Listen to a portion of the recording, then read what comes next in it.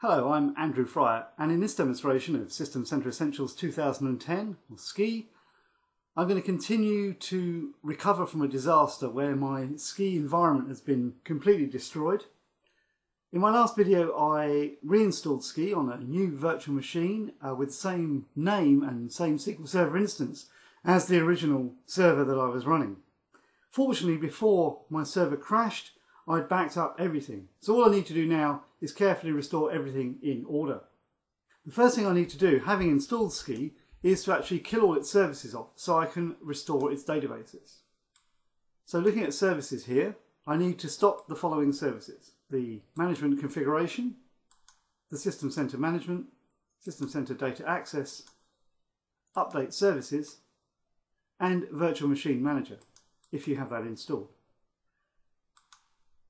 I've got all my backups on a VHD, and I've simply attached that VHD to this virtual machine for this demonstration. The first thing we need to do is to copy across the files that we backed up. I'll start off with the certificates. They need to go into the System Center installation folder, which is here. And you can see we have a certificates folder and it's empty. So we just paste those in.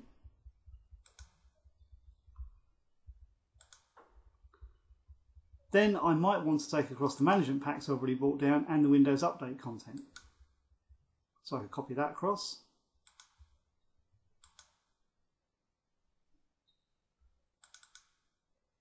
And you can see there's a folder for it there. I'll just paste again.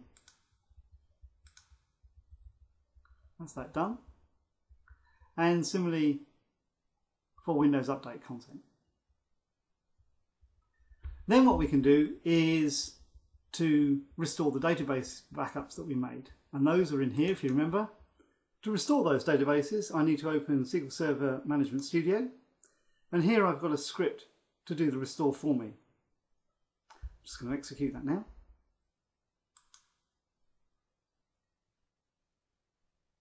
Okay, that's all restored properly. The other thing I can check while I'm in SQL Server Management Studio is that the SQL Server broker is set for System Center Essentials. The easy way to do that is to have a look at its properties. And if I check the options down here and scroll down this list, we can see that broker enabled is set to false. And actually I can just quickly set it to true here. You can also do this from the command line, and I've got that on my blog. And now what I need to do is to run the secure storage backup tool to restore the encryption key that's used to protect the System Center Essentials database. I have to do that from the command line by running the secure storage backup utility.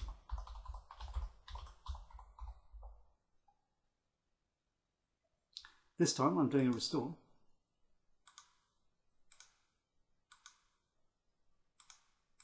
I have to put the password in.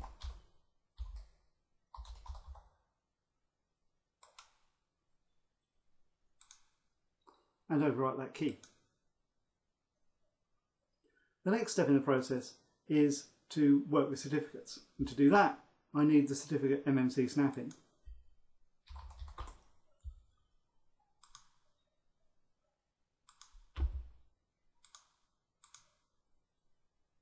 For the computer account on the local computer.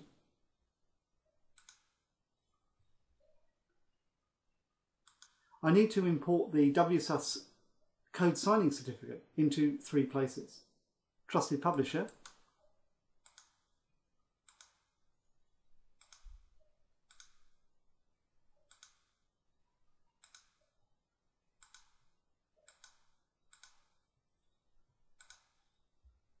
Third-party root certification authorities,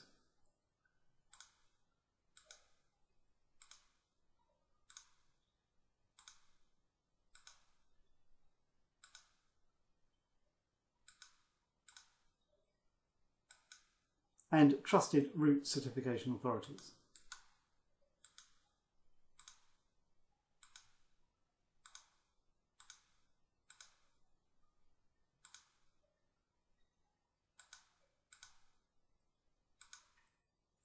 And finally, we need to import the WSUS SSL certificate into Trusted Root Certification Authorities.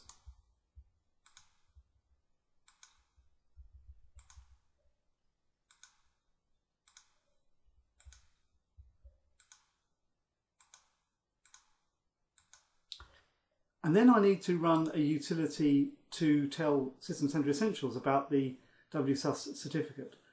And that utility is in the Tools folder of the System Center Essentials install. And it's called WSUS Certificate Restore. And it has a restore switch, which tells you whether it's using group policy or not, the path to the certificate, and the password used to protect that certificate. And that's that completed. I found two things that weren't mentioned in the online help that I needed to do to get System Center Essentials to work properly. The first of these was to import the registry keys from the other server, and I can do that from Registry Editor here. I'll just pick up the registry keys here, hit open, and I'm done. The second thing is that the Virtual Machine Manager components of SCE got a bit confused on this new instance and didn't see the virtual machines properly. It sort of saw them but didn't exactly. So the workaround that I came up with was to remove the host and then put the host back in again. Now you can't remove the host from the SCE console, and I found the way to do this was to use PowerShell, because fortunately SCE has actually got the Virtual Machine Manager PowerShell snap-in installed as part of the product. So I just need to start up PowerShell. First thing I need to do is add in the snap-in for Virtual Machine Manager, and then I'm ready to start interrogating. For example, I can see how the Virtual Machine Manager machine is actually set up. I can also set a variable like this, which represents the physical machine. Actually, we can see what the physical machine looks like if I just run that command again and just pipe it to the console. And here you can see hotblackcontoso.com, and we're not getting any VMs back. There's clearly something wrong going on here, and the computer state isn't responding. So what I want to do is take this entry away. And what I can now do is pass that vmhost variable into remove vmhost. And that's gone. So I could start off all the services now, but rather than take the chance, I'll just shut everything down and restart the server. I'll cut the video here and bring it back, and we'll have a look and see what it has done. So now I can start System Center Essentials and see what it's found. Okay, that all looks reasonably okay. I now need to sort out the virtualization element by designating a host. It's seen the host, I just need to put the password in. We don't need to configure a network because I've already got that set up. Although it's got an error, that was some time ago and isn't current. I'm just going to pause the machine again for a few minutes and let it sort itself out, and we should see the virtual machine start to appear. So now when I go to Windows Computers, we can see the host is now being properly reported, and the fact that HotBlack is the host. If I go to Virtual Machines, you can see it's found the running virtual machines, and these have got exclamation marks about them because I haven't been able to fire these up and the SCE box at the same time because I haven't got enough memory. So that's a quick run through of restoring SCE 2010. I've got more notes on my post. Next time we'll have a look at virtual machine management itself.